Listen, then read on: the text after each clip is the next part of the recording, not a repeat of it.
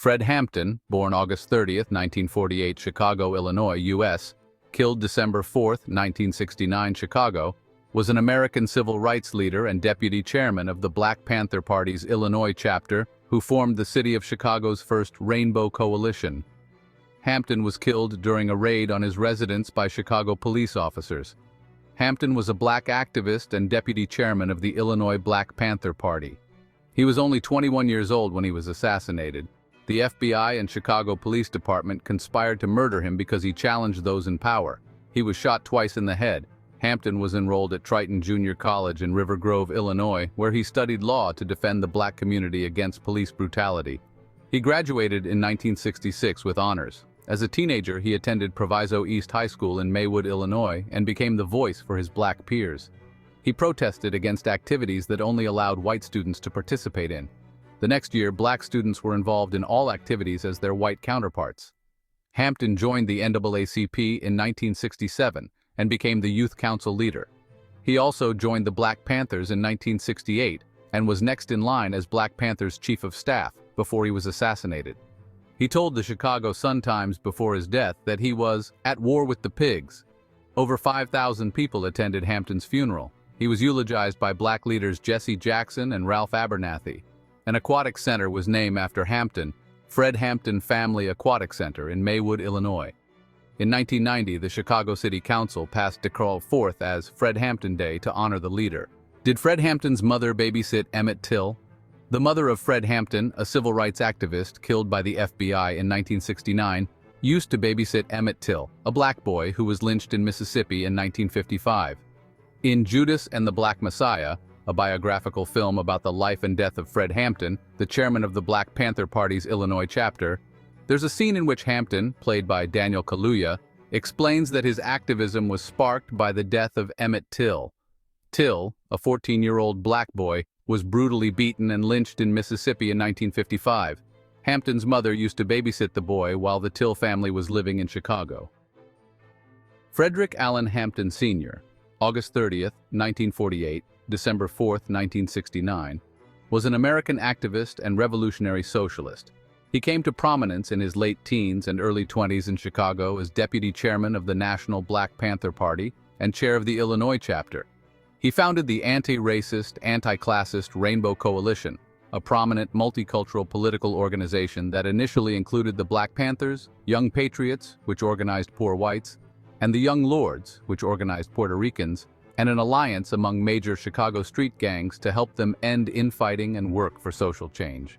As a Marxist-Leninist, Hampton considered fascism the greatest threat, saying nothing is more important than stopping fascism because fascism will stop us all. In 1967, the Federal Bureau of Investigation, FBI, identified Hampton as a radical threat. It tried to subvert his activities in Chicago, sowing disinformation among black progressive groups and placing a counterintelligence operative in the local Panthers organization. In December 1969, Hampton was drugged, then shot and killed in his bed during a pre-dawn raid at his Chicago apartment by a tactical unit of the Cook County State's Attorney's Office, who received aid from the Chicago Police Department and the FBI leading up to the attack. Law enforcement sprayed more than 100 gunshots throughout the apartment. The occupants fired once. During the raid, Panther Mark Clark was also killed and several others were seriously wounded. In January 1970, the Cook County coroner held an inquest. The coroner's jury concluded that Hampton's and Clark's deaths were justifiable homicides. A civil lawsuit for wrongful death was later filed on behalf of the survivors and the relatives of Hampton and Clark. It was resolved in 1982 by a settlement of $1.85 million, equivalent to $6.03 million in 2024. The U.S. federal government, Cook County, and the city of Chicago each paid 1/3 to a group of 9 plaintiffs. Given revelations about the illegal COINTELPRO program and documents associated with the killings, many scholars now consider Hampton's death at age 21 a deliberate assassination at the FBI's initiative. Fredrick Allen Hampton Sr. was born on August 30, 1948, in present-day Summit, Argo, Illinois, generally shortened to Summit, and moved with his parents to another Chicago suburb, Maywood, at age 10. His parents had come from Louisiana as part of the Great Migration of African Americans in the early 20th century out of the South. They both worked at the Argo Starch Company, a cornstarch processor. As a youth, Hampton was gifted both in the classroom and athletically, and hoped to play center field for the New York Yankees. At 10 years old, he started hosting weekend breakfasts for other children from the neighborhood, cooking the meals himself in what could be described as a precursor to the Panthers' free breakfast program. In high school, he led walkouts protesting black students' exclusion from the competition for homecoming queen and calling on officials to hire more black teachers and administrators. Hampton graduated from Proviso East High School with honors and varsity letters and a Junior Achievement Award in 1966.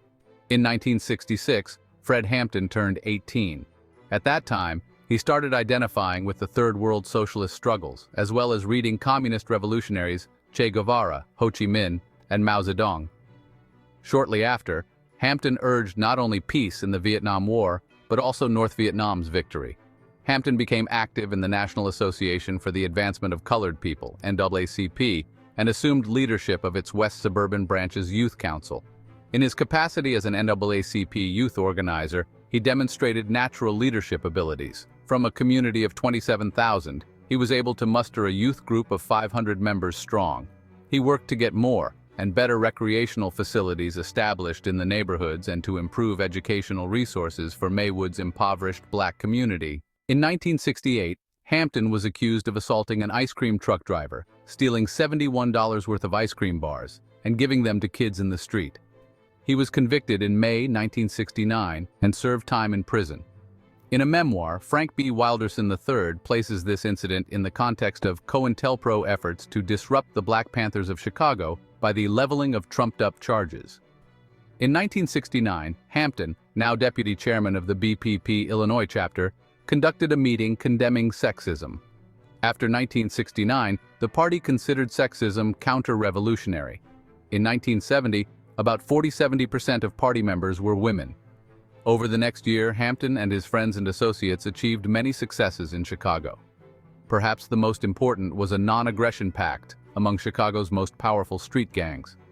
Emphasizing that racial and ethnic conflict among gangs would only keep its members entrenched in poverty, Hampton strove to forge an anti-racist, class-conscious, multiracial alliance among the BPP, the Young Patriots organization, and the Young Lords under the leadership of José Cha-Cha Jiménez, leading to the Rainbow Coalition. Hampton met the Young Lords in Chicago's Lincoln Park neighborhood the day after they were in the news for occupying a police community workshop at the Chicago 18th District Police Station. He was arrested twice with Jiménez at the Wicker Park Welfare Office, and both were charged with mob action at a peaceful picket of the office. Later, the Rainbow Coalition was joined nationwide by Students for a Democratic Society, SDS, the Brown Berets, AIM, and the Red Guard Party. In May 1969, Hampton called a press conference to announce that the coalition had formed. What the coalition groups would do was based on common action. Some of their joint issues were poverty, anti-racism, corruption, police brutality, and substandard housing. If there was a protest or a demonstration, the groups would attend the event and support each other. Jeffrey Haas, who was Hampton's lawyer, has praised some of Hampton's politics and his success in unifying movements. But Haas criticizes the way Hampton and the BPP organized in a pyramidal, vertical structure, contrasting this with the horizontal structure of Black Lives Matter. They may also have picked up on the vulnerability of a hierarchical movement where you have one leader, which makes the movement very vulnerable if that leader is imprisoned, killed, or otherwise compromised. I think the fact that Black Lives Matter says we're leaderful, not leaderless, perhaps makes them less vulnerable to this kind of government assault. Hampton and Benjamin Spock, right, at a protest rally outside the Everett McKinley Dirksen U.S. Courthouse in Chicago, October 1969. Hampton rose quickly in the Black Panthers based on his organizing skills, oratorical gifts, and charisma. Once he became leader of the Chicago chapter, he organized weekly rallies, participated in strikes, worked closely with the BPP's local People's Clinic, taught political education classes every morning at 6 a.m., and launched a project for community supervision of the police. Hampton was also instrumental in the BPP's free breakfast program. When Bob Brown left the party with Kwame Ture in the FBI-fomented SNCC Panther split, Hampton assumed chairmanship of the Illinois State BPP. This automatically made him a national BPP deputy chairman. As the FBI's COINTELPRO began to decimate the nationwide Panther leadership, Hampton's prominence in the national hierarchy increased rapidly and dramatically. Eventually, he was in line to be appointed to the party's Central Committee Chief of Staff. He would have achieved this position had he not been killed. The FBI believed that Hampton's leadership and talent for communication made him a major threat among Black Panther leaders. It began keeping close tabs on his activities. Investigations have shown that FBI Director J. Edgar Hoover was determined to prevent the formation of a cohesive black movement in the United States. Hoover believed the Panthers, Young Patriots, Young Lords, and similar radical coalitions that Hampton forged in Chicago were a stepping stone to the rise of a revolution that could cause a radical change in the U.S. government. The FBI opened a file on Hampton in 1967. It tapped Hampton's mother's phone in February 1968, and by May placed Hampton on the Bureau's Agitator Index as a key militant leader. In late 1968, the Racial Matters Squad of the FBI's Chicago field office recruited William O'Neill to work with it. He had recently been arrested twice for interstate car theft and impersonating a federal officer. In exchange for having his felony charges dropped and receiving a monthly stipend, O'Neill agreed to infiltrate the BPP as a counterintelligence operative.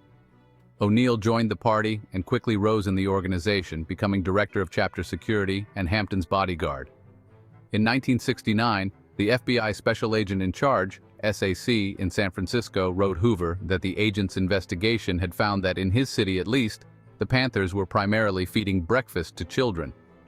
Hoover responded with a memo implying that the agent's career prospects depended on his supplying evidence to support Hoover's view that the BPP was a violence-prone organization seeking to overthrow the government by revolutionary means. Using anonymous letters, the FBI sowed distrust and eventually instigated a split between the Panthers and the Blackstone Rangers.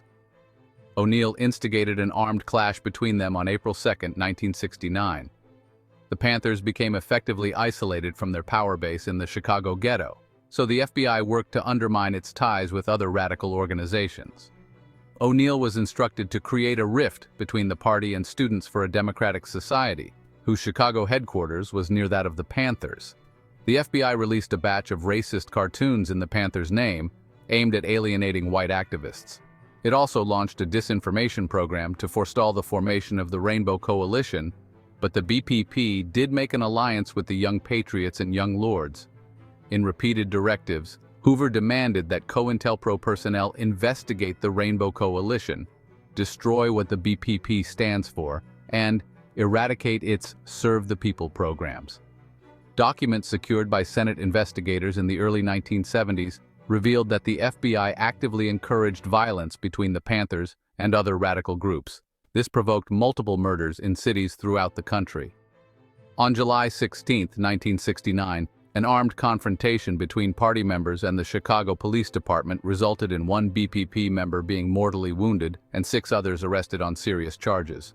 In early October, Hampton and his girlfriend Deborah Johnson, now known as Aqua and Jerry, who was pregnant with their child, Fred Hampton Jr., rented a 4.5-room apartment at 2337 West Monroe Street to be closer to BPP headquarters. O'Neill reported to his superiors that much of the Panthers' provocative arms stockpile was stored there. He drew them a map of the apartment. In early November, Hampton traveled to California on a speaking engagement with the UCLA Law Students Association. He met with the remaining BPP national hierarchy, who appointed him to the party's Central Committee. He was soon to take the position of Chief of Staff and Major Spokesman.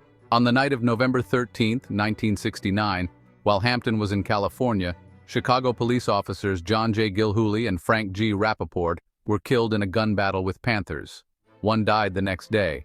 A total of 9 police officers were shot. Spurgeon Winter Jr., a 19-year-old Panther, was killed by police. Another Panther, Lawrence S. Bell, was charged with murder. In an unsigned editorial headlined, "No Quarter for Wild Beasts," the Chicago Tribune urged that Chicago police officers approaching suspected Panthers should be ordered to be ready to shoot. As part of the larger COINTELPRO operation, the FBI was determined to prevent any improvement in the effectiveness of the BPP leadership. The FBI orchestrated an armed raid with the Chicago Police and Cook County State's Attorney on Hampton's Chicago apartment. They had obtained detailed information about the apartment, including a layout of furniture from O'Neill. An augmented 14-man team of the SAO, State Special Prosecutions Unit, was organized for a pre-dawn raid. They were armed with a search warrant for illegal weapons. On the evening of December 3rd, Hampton taught a political education course at a local church, which was attended by most Panther members. Afterward, as was typical, he was accompanied to his Monroe Street apartment by Johnson and several Panthers: Blair Anderson, James Grady, Ronald Doc Satchel, Harold Bell, Verlina Brewer, Louis Trulock, Brenda Harris, and Mark Clark. O'Neill was already there, having prepared a late dinner, which the group ate around midnight. O'Neill had slipped the secobarbital into a drink that Hampton consumed during the dinner to sedate Hampton so he would not awaken during the subsequent raid. O'Neill left after dinner. At about 1:30 a.m. December 4th, Hampton fell asleep mid-sentence while talking to his mother on the telephone. Although Hampton was not known to take drugs, Cook County chemist Eleanor Berman later reported that she had run 2 tests, each showing evidence of barbiturates in Hampton's blood. An FBI chemist failed to find similar traces, but Berman stood by her findings. The office of Cook County State's Attorney Edward Hanrahan organized the raid, using officers attached to his office. Hampton had recently strongly criticized Hanrahan, saying that Hanrahan's talk about a war on gangs was really rhetoric used to enable him to carry out a war on black youth. At 4 a.m., the heavily armed police team arrived at the site, divided into 2 teams, 8 for the front of the building and 6 for the rear. At 4:45 a.m., they stormed the apartment. Mark Clark, 22, sitting in the front room of the apartment with a shotgun in his lap, was on security duty. The police shot him in the chest, killing him instantly. An alternative account said that Clark answered the door and police immediately shot him. Either way, Clark's gun discharged once into the ceiling. This single round was fired when he suffered a reflexive death convulsion after being shot. This was the only shot fired by the Panthers. Fred Hampton, drugged by barbiturates, was sleeping on a mattress in the bedroom with Deborah Johnson, 18, who was 8.5 months pregnant with their child. Police officers removed her from the room while Hampton lay unconscious in bed. Then the raiding team fired at the head of the south bedroom. Hampton was wounded in the shoulder by the shooting, according to the National Archives and Records Administration. Upon that discovery, an officer shot him twice in his head and killed him. Fellow Black Panther Harold Bell said that he heard the following exchange: "That's Fred Hampton. Is he dead? Bring him out. He's barely alive. He'll make it." The injured Panthers said they heard 2 shots. According to Hampton supporters, the shots were fired point-blank at Hampton's head. According to Johnson, an officer then said, "He's good and dead now." Hampton's body was dragged into the bedroom doorway and left in a pool of blood. The officers directed their gunfire at the remaining Panthers who had been sleeping in the north bedroom. This included Ronald Doc Satchel, 18, Blair Anderson, 18, Verlina Brewer, 17, and Brenda Harris, 19. Brewer, Satchel, Anderson, and Harris were seriously wounded, 54 then beaten and dragged into the street. They were arrested on charges of aggravated assault and attempted murder of the officers. They were each held on $100,000 bail. In the early 1990s, Jose Chacha Jimenez, founder of the Young Lords, a Puerto Rican separatist street gang who had developed close ties to Hampton and the Chicago Black Panther Party during the late 1960s, interviewed Johnson about the raid. She said, "I believe Fred Hampton was drugged.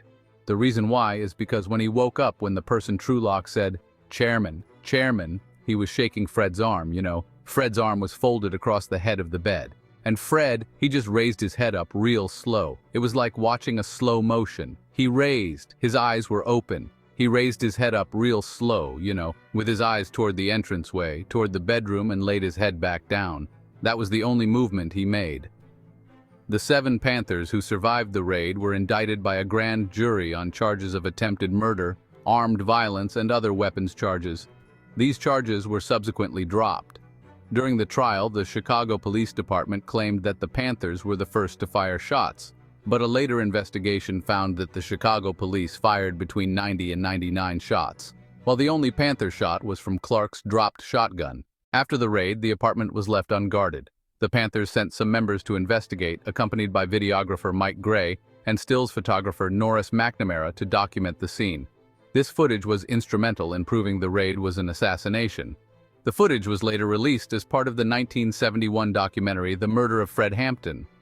After a break-in at an FBI office in Pennsylvania, the existence of COINTELPRO, an illegal counterintelligence program, was revealed and reported. With this program revealed, many activists and others began to suspect that the police raid and Hampton's killing were conducted under this program. One of the documents released after the break-in was a floor plan of Hampton's apartment. Another document outlined a deal that the FBI brokered with U.S. Deputy Attorney General Richard Kleindienst to conceal the FBI's role in Hampton's death and the existence of COINTELPRO. At a press conference the next day, the police announced the arrest team had been attacked by the violent and extremely vicious Panthers and defended themselves accordingly. In a second press conference on December 8th, the police leadership praised the assault team for their remarkable restraint, bravery, and professional discipline in not killing all the Panthers present. Photographic evidence was presented of bullet holes allegedly made by shots fired by the Panthers, but reporters soon challenged this claim. An internal investigation was undertaken, and the police claimed that their colleagues on the assault team were exonerated of any wrongdoing, concluding that they used lawful means to overcome the assault. 5,000 people attended Hampton's funeral. He was eulogized by black leaders, including Jesse Jackson and Ralph Abernathy, Martin Luther King Jr., SS successor as head of the Southern Christian Leadership Conference.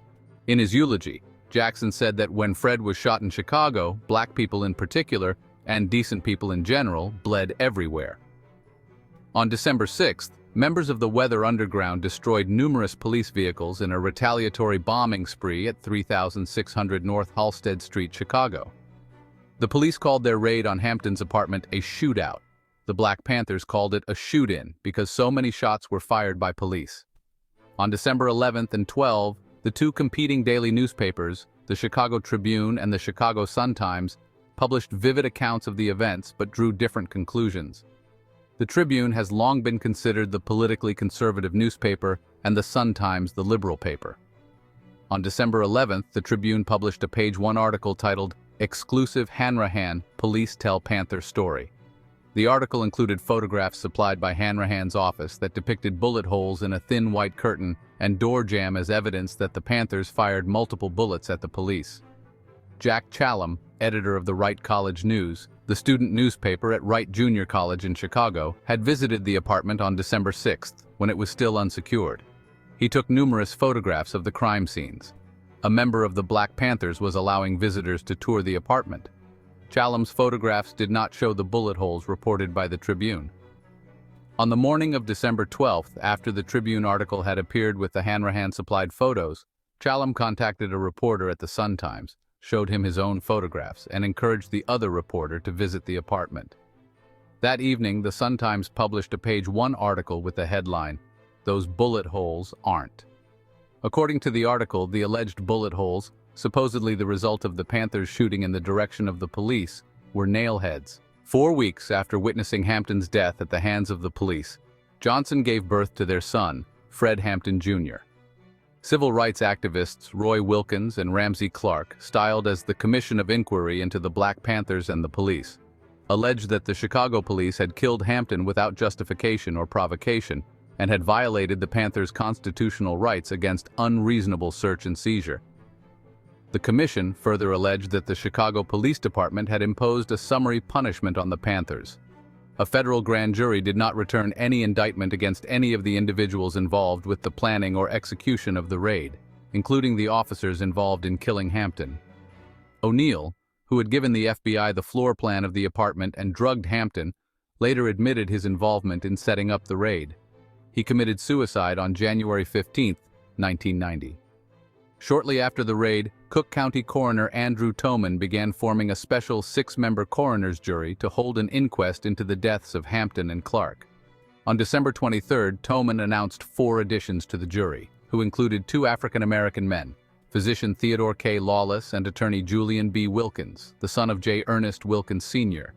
He said the 4 were selected from a group of candidates submitted to his office by groups and individuals representing both Chicago's black and white communities. 80 civil rights leaders and spokesmen for the black community were reportedly disappointed with the selection. An official with the Chicago Urban League said, I would have had more confidence in the jury if one of them had been a black man who has a rapport with the young and the grassroots in the community. Gus Savage said that such a man to whom the community could relate need not be black. The jury eventually included a third black man, who had been a member of the first coroner's jury sworn in on December 4th.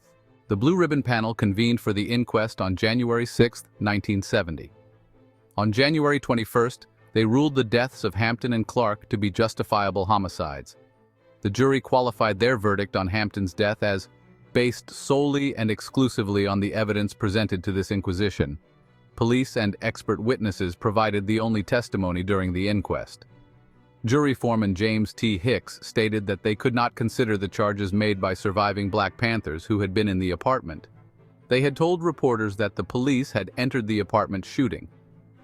The survivors were reported to have refused to testify during the inquest because they faced criminal charges of attempted murder and aggravated assault during the raid. Attorneys for the Hampton and Clark families did not introduce any witnesses during the proceedings but called the inquest a well-rehearsed theatrical performance designed to vindicate the police officers. Hanrahan said the verdict was recognition of the truthfulness of our police officers' account of the events. Federal Grand Jury. Released on May 15, 1970, the reports of a federal grand jury criticized the actions of the police, the surviving Black Panthers, and the Chicago news media. The grand jury called the police department's raid ill-conceived and said many errors were committed during the post-raid investigation and reconstruction of the events. It said that the surviving Black Panthers' refusal to cooperate hampered the investigation and that the press improperly and grossly exaggerated stories.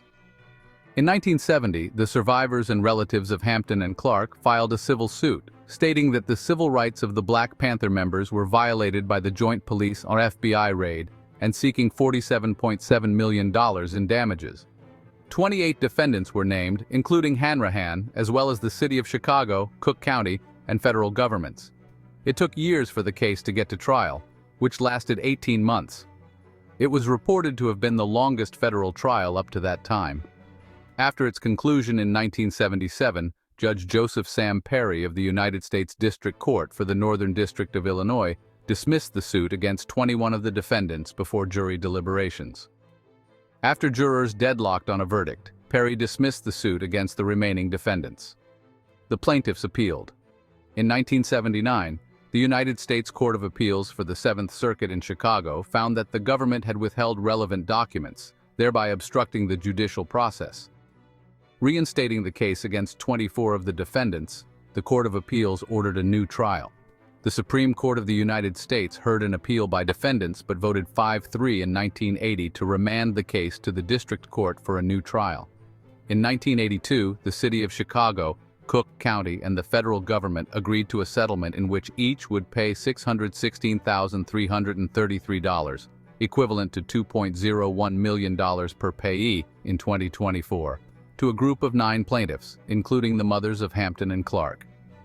The $1.85 million settlement, equivalent to $6.03 million in 2024, was believed to be the largest ever in a civil rights case.